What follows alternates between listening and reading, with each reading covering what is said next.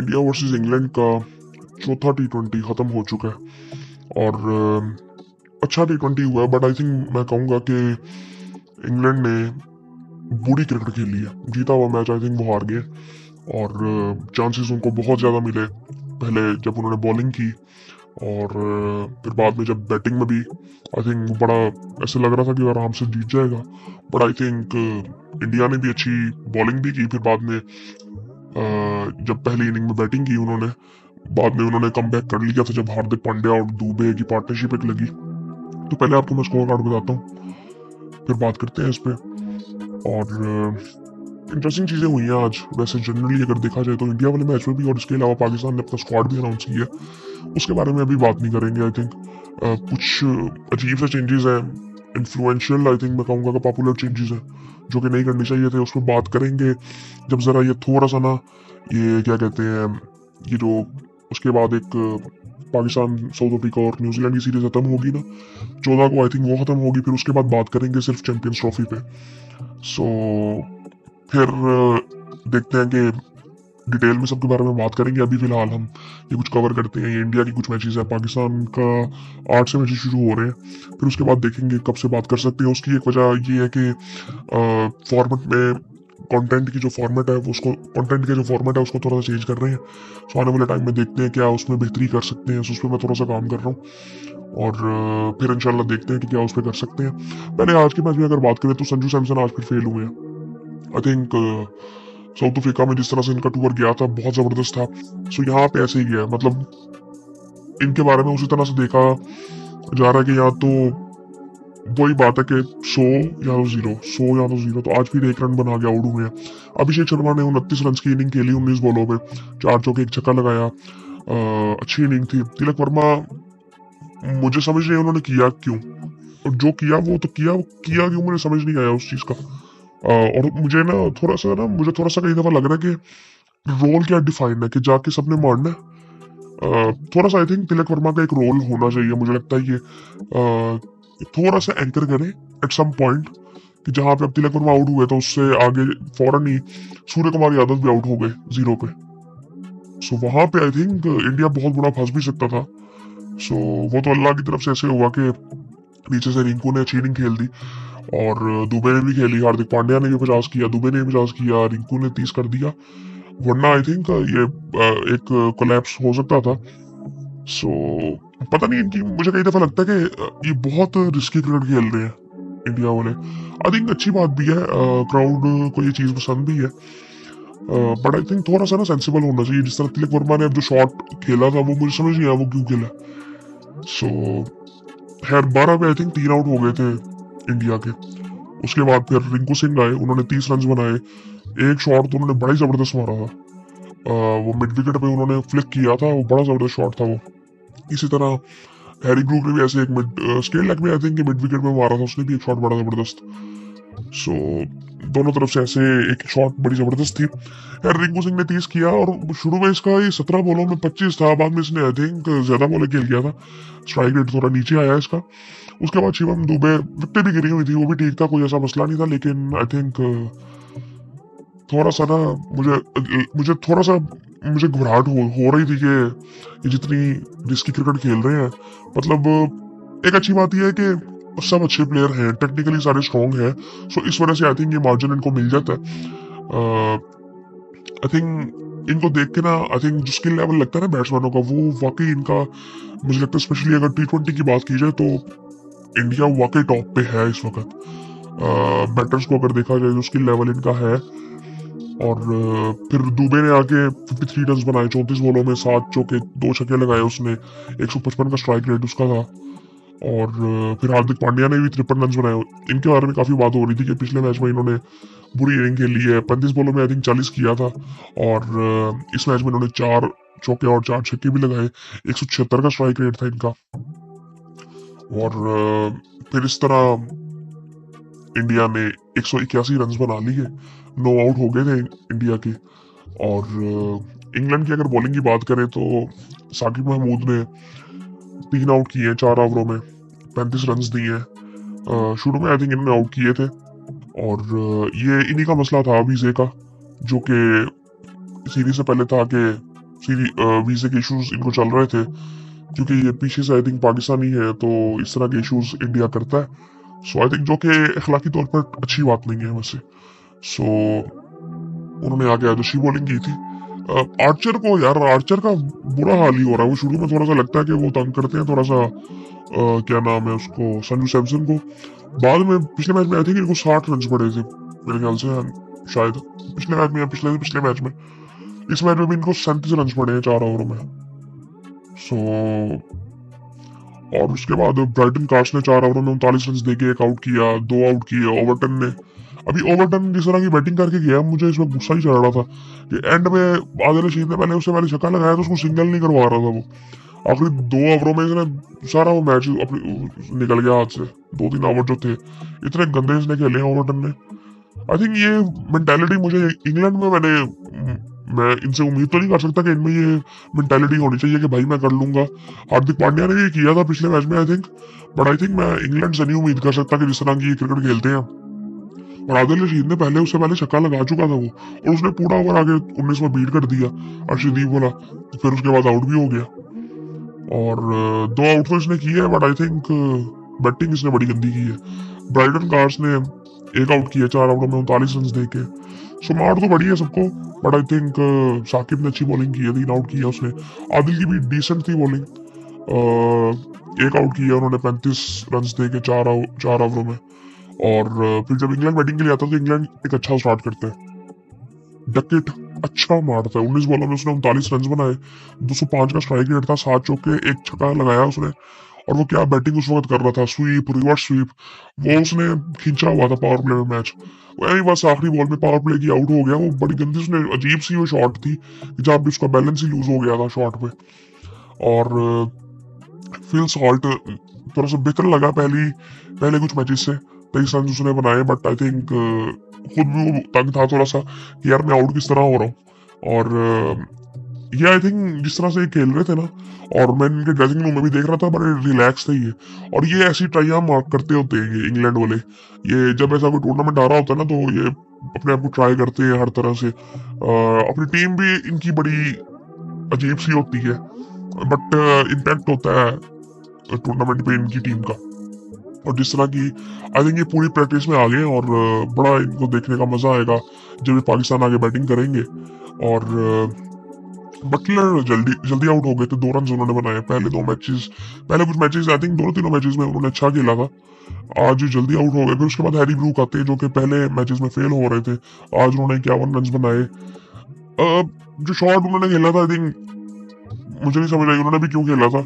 जरा इंसान थोड़ा सा ठहर जाता है, बट आई थिंक इनकी स्पेशलिटी यही है कि इनकी टीम में ऑलराउंडर पहुंच जाता है। सो नीचे से लिविंगस्टन साहब भी आउट हो गए थे 9 रन बना के, उनको भी थोड़ा सा देखना चाहिए था कि अब ये भी इनका भी वही हिसाब है कि यार या तो खड़े हो तो फिर कर देते हैं, नहीं तो फिर जल्दी आउट हो जाते हैं। और जब आउट होते हैं तो ये बॉलें भी फिर खेलते हैं, 13 बॉलें इन्होंने खेली है, 9 रन बनाए। सो उसके बाद बैथल साहब आते हैं, वो भी जल्दी आउट हो जाते हैं। फिर ब्राइटन कार्ड्स वो भी 0 पे आउट हो जाते हैं। तो फिर एक कोलैप्स ये होता है, मतलब एक टाइम पे ऐसे लग रहा था कि यार ये बड़े आराम से खींच जाएंगे मैच और खत्म कर देंगे मैच, इन्होंने खत्म कर देना है तकरीबन 15-16 ओवरों में इन्होंने मैच खत्म कर देना है। बट फिर एक बस आउट ऐसे होते हैं जिस तरह पता नहीं क्या नीचे से आके फिर जिमी ओवरटन साहब ने कुछ रन्स तो किए, बट आई थिंक उसने जिस तरह से आखिरी ओवर खेला ना, जिस तरह आदिल रशीद खड़ा हुआ था, आई थिंक उस वक्त आपको रोटेट तो करनी चाहिए थी स्ट्राइक। मतलब आप 2 ओवरों में आई थिंक 25 रन चाहिए थे और पहली बॉल में चौका लग गया था। और फिर आप जो आपने 3-4 बॉलें बीट की हैं, आप उनमें 3-4 बॉलों में 5 रन भी करते तो आखिरी ओवर में 12-13 रन ही होते। सो आई थिंक वो चेजेबल था, लेकिन वो बिल्कुल ही खत्म कर दिया था आखिरी ओवर के लिए मैच। 18-19 रन पड़े हुए थे आखिरी ओवर में और आखिरी विकेट थी। सो खैर वो फिर हो नहीं सका, 166 रन बना सकी और ऑल आउट हो गई थी इंडिया की टीम। और एक मुझे ना यहाँ पे बड़ी अजीब सी चीज लगी, ये सब्स्टिट्यूट का पता नहीं क्या रूल है यार। ये क्या कहते हैं, ऑस्ट्रेलिया में हुआ था जब सरफराज एक इनिंग खेले थे और दूसरी इनिंग में फिर आए थे रिजवान। और उसके बाद फिर ये जब साउथ अफ्रीका में हुआ था क्या नाम है उसका, साइम वाला चक्कर, तो साइम आउट हुआ था, उसकी जगह पे कोई नहीं आया था। तो वो मुझे बात ही समझ नहीं आई। और आज ये हुआ कि दुबे ने पता नहीं क्यों नहीं फिर वो बॉलिंग में नहीं आया, तो उसकी जगह फिर राणा साहब आ गए जिनका डेब्यू भी था और उन्होंने आउट भी फिर किए। मुझे ये सब्स्टिट्यूट वाला चक्कर ही नहीं समझ आया अभी कि क्या इनका रूल है। मैं देखूंगा आईसीसी की वेबसाइट पे क्या इनका चक्कर है, रूल असल में है क्या, किस तरह से काम करता है। क्योंकि अगर ये सेम चीज ऐसे है तो फिर वो जो ऑस्ट्रेलिया में हुआ था सरफराज और मे भी वो विकेट कीपर थे, इस वजह से पता नहीं क्या इनका चक्कर है। और फिर वो साइम वाला भी नहीं हुआ था। तो खैर ये इंडिया की जो बॉलिंग थी आगे, अर्शदीप अपना चौथा ओवर अभी कर रहे थे तो 35 रन उनको पड़ रही है पिछले 2 मैचेस से। एक मैच आई थिंक वो खेले नहीं थे, आज शामी फिर नहीं खेले, आई थिंक एक मैच खिला के उनको फिर वापस बिठा दिया। पता नहीं, समझ नहीं आती कई दफा मुझे तो ये करते क्या। एक आउट किया अर्शदीप ने, हार्दिक पांड्या ने 1 ही ओवर किया 11 रन देके। मेरे ख्याल से उन्होंने पिछले ओवर में भी 1 ओवर, पिछले मैच में भी 1 ओवर किया था और 11-12 रन ही दिए थे, 11 रन दिए मेरे ख्याल से एग्जैक्टली। वरुण चक्रवर्ती साहब ने 2 आउट फिर कर दिए 28 रन देके 4 ओवरों में। और अक्षर पटेल ने 1 आउट किया 26 रन देके 3 ओवरों में। रवि बिश्नोई 4 ओवरों में 28 रन, 3 आउट किए उसने। अच्छी बॉलिंग कर रहा है। आई थिंक ये जो डोमिनेंस दिखा रहे हैं ना ये अपनी स्पिनर्स की, स्पेशली T20 में, अच्छी बात है। बट आई थिंक थोड़ा सा मे बी आई थिंक इनका मुझे याद नहीं अब ये साउथ अफ्रीका में इन्होंने क्या किया था, क्या इनकी अप्रोच रही थी।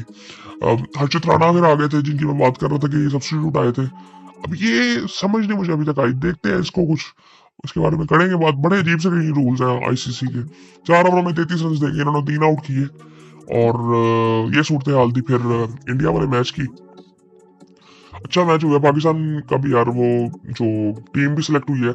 अब समझ नहीं आ रहा कि ओपनिंग कौन करेगा। मतलब फिर एसएसवी की बाद में एक ना क्या कहते हैं, एक 2-3 मिनट की एक वीडियो आई है जिसमें उन्होंने, उनका टाइटल ये था कि जी एक्सप्लेन करेंगे जी स्ट्रेटजी क्या थी। अब उन्होंने उसमें एक्सप्लेन तो कुछ किया नहीं, ओपनर का बता के वो चले गए कि जी एक तो बताया उन्होंने फखर का कमबैक हुआ, क्यों बताया, और उसके अलावा किसका बताया था जी, सऊद शकील का बताया कि पिछली कुछ इनिंग्स में वो नहीं था मैचेस में, वनडे में वो था, उससे पहले खेल रहा था। वो जब बाहर हुआ था मुझे तब भी नहीं पता था क्यों बाहर हुआ था वो। सो खैर वो वापस आया।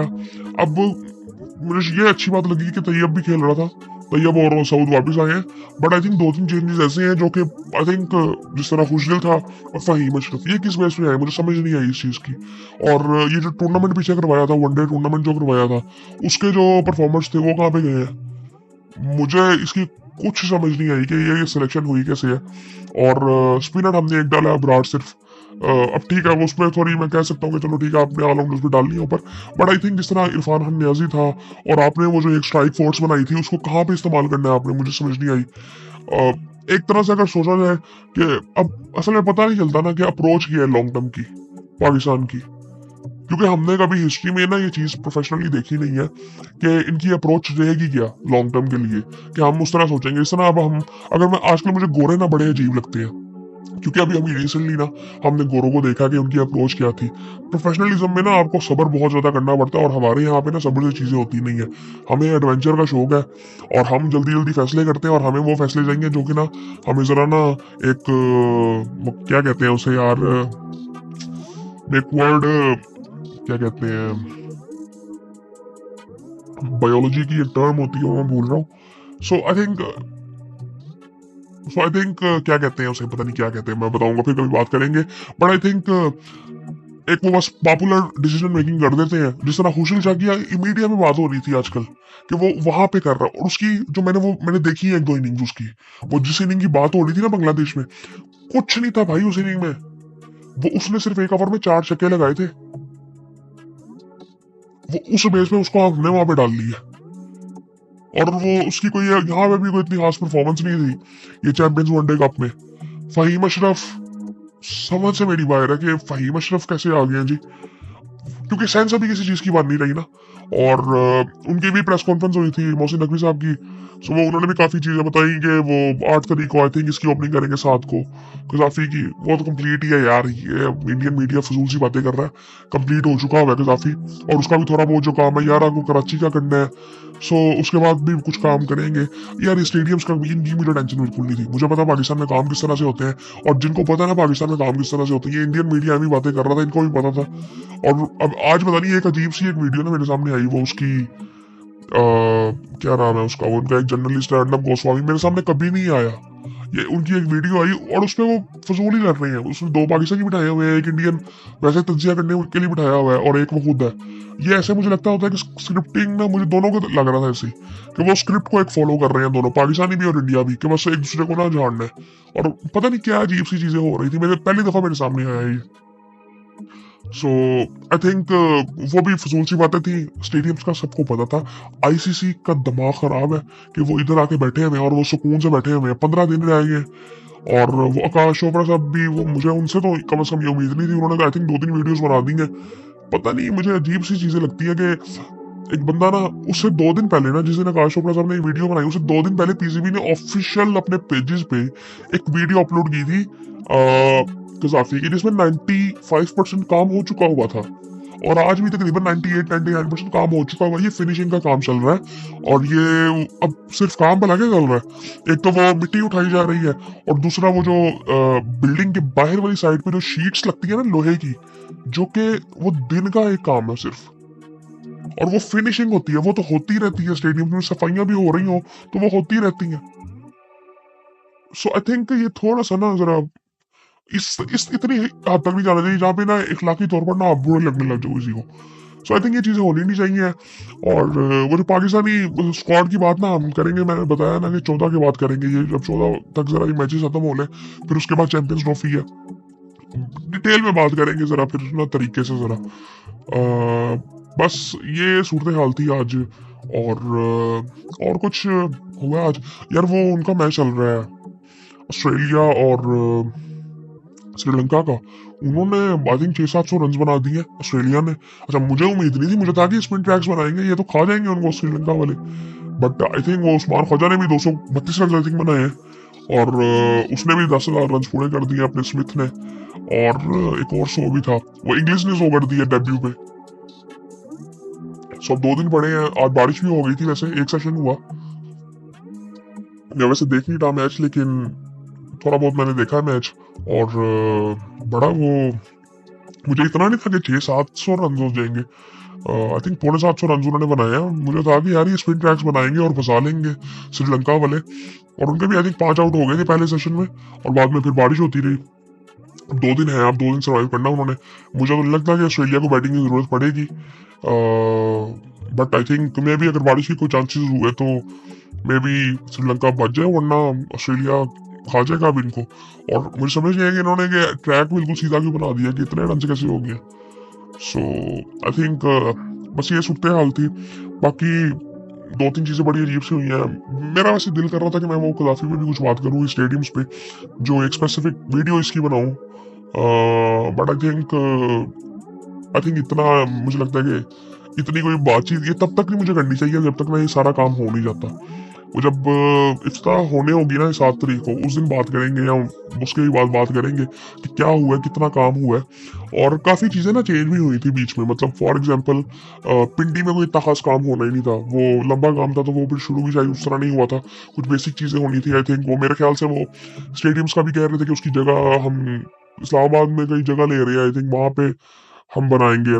और उसके बाद वो कराची वाला भी आई थिंक वो बिल्डिंग एक जो है वो उसका भी कुछ कह रहे थे कि वो बाद में होगी। सो बट जो रिक्वायरमेंट्स है ना चैंपियंस ट्रॉफी की, वो हो जाएगा। और मैं ये अभी चैंपियंस ट्रॉफी का आपने अगर शेड्यूल देखा है तो यार इतनी ज्यादा मैचेस भी नहीं है। ये इसका वो क्या कहते हैं जो फॉर्मेट होता है ना, ये 4-4 टीमें डिवाइडेड है, इतने कोई मैचेस नहीं होते, बहुत कम मैचेस है। सो आई थिंक वो बड़े इजीली ये मैनेज होने वाला काम है। ये छोटा सा टूर्नामेंट है, उस लिहाज से क्या कहते हैं बड़ा टूर्नामेंट है, बट आई थिंक अगर वो मैचेस की क्वांटिटी की बात की जाए सो वो कोई इतने ज्यादा मैचेस नहीं है, जो कि मतलब आपको पता नहीं कितने 21-22 मैचेस है मेरे ख्याल से टोटल। सो आई थिंक 21-22 भी नहीं है यार, इससे भी कम मैचेस होंगे, 14-15 मैचेस होंगे मेरे ख्याल से। सो आई थिंक ये बस सूरत हाल है। और बाकी आई थिंक